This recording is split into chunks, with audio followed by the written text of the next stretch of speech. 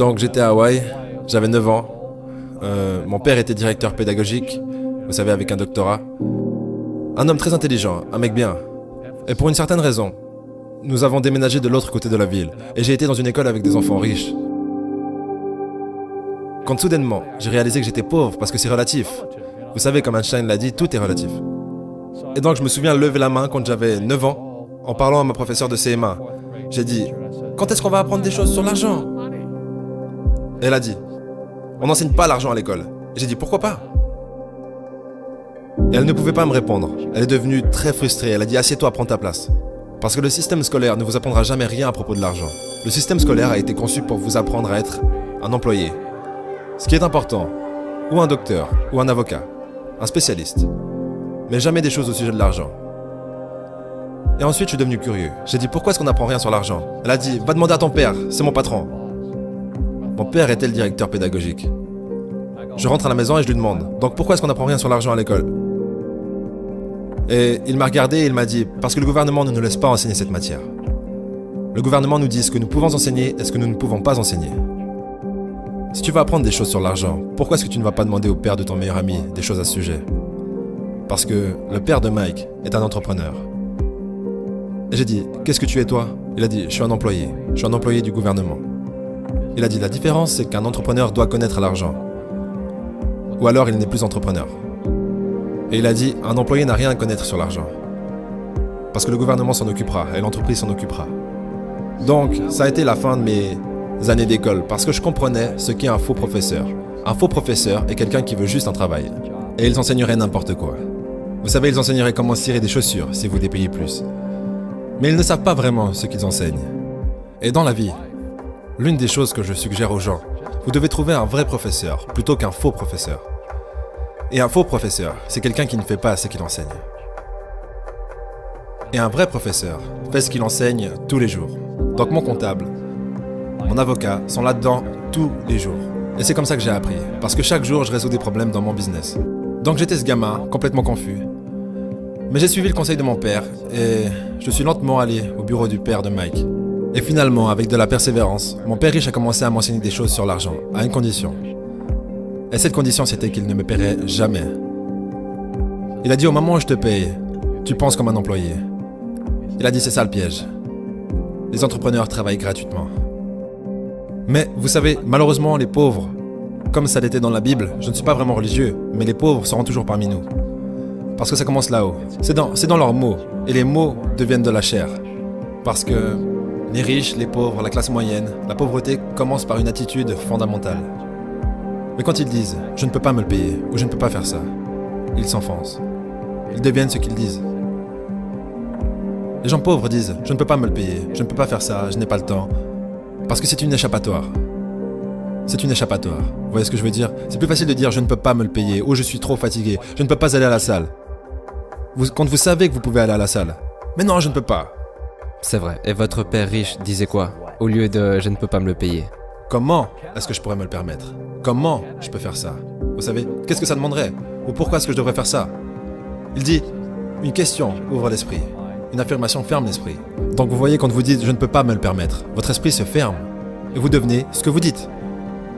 Vous savez, les gens disent « eh bien l'argent n'est pas vraiment important pour moi ». Alors, si l'argent n'est pas important pour vous, l'argent n'est pas important pour vous. Je veux dire, tu vois ce que je veux dire? Je m'en fiche de l'argent. L'argent s'en fiche de toi.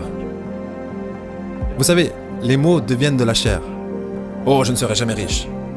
Ou le préféré, les riches sont égoïstes. Ce sont les pauvres qui sont égoïstes.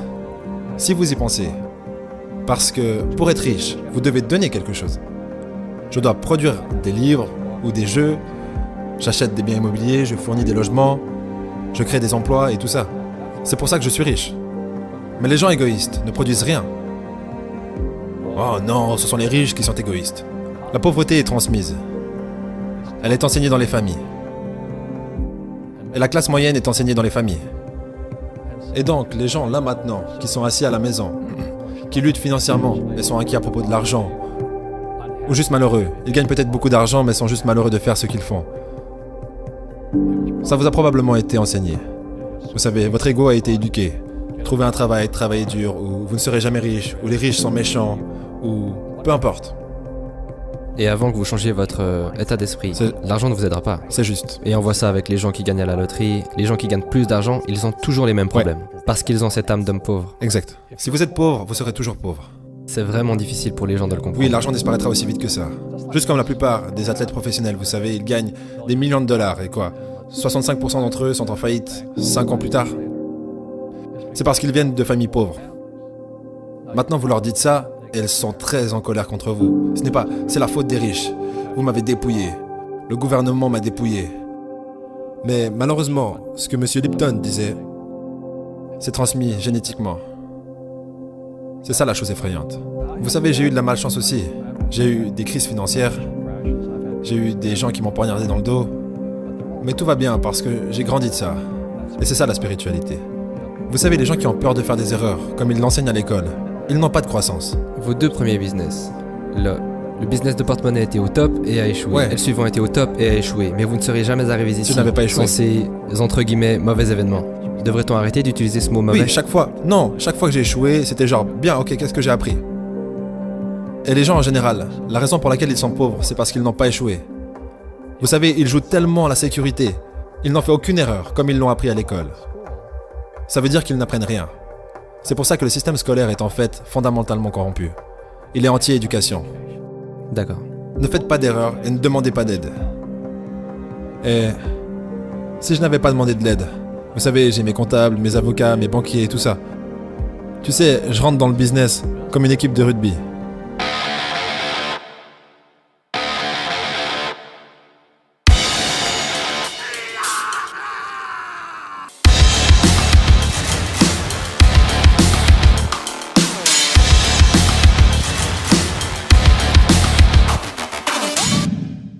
C'est boum, boum. Et en botte des culs. Vous savez, le jeu du business se joue avec des comptables, des avocats, des banquiers, et je déteste le dire, et des politiciens. Vous devez connaître le jeu. Donc ce que je dis aux jeunes, c'est, vous savez, trouvez votre jeu.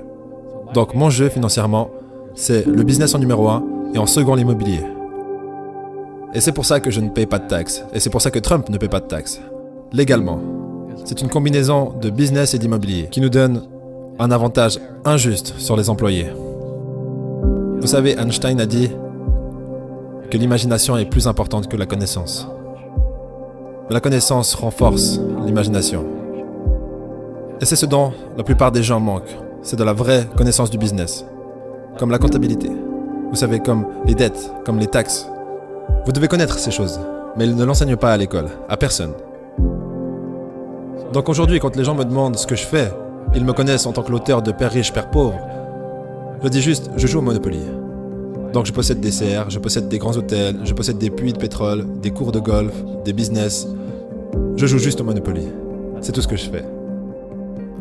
Je n'ai pas besoin d'un travail, je n'ai pas de retraite, je n'ai pas besoin de retraite. Je ne veux pas que le gouvernement prenne soin de moi. Mais je ressens la responsabilité sociale d'enseigner. Vous voyez, les gens me disent, pourquoi tu donnes pas de l'argent aux pauvres? Le seul problème avec ça, c'est que ça crée plus de pauvres. Donne un poisson à un homme et il pêche, il mange un jour. Ouais, vous donnez un poisson à un homme, et vous avez beaucoup de gens qui veulent plus de poissons. Mais vous leur apprenez à pêcher. Est-ce que les gens riches grincent des dents et disent « Ne leur dites pas, Robert ». Oui, ne dis pas aux gens ce que tu sais. Laisse les pauvres.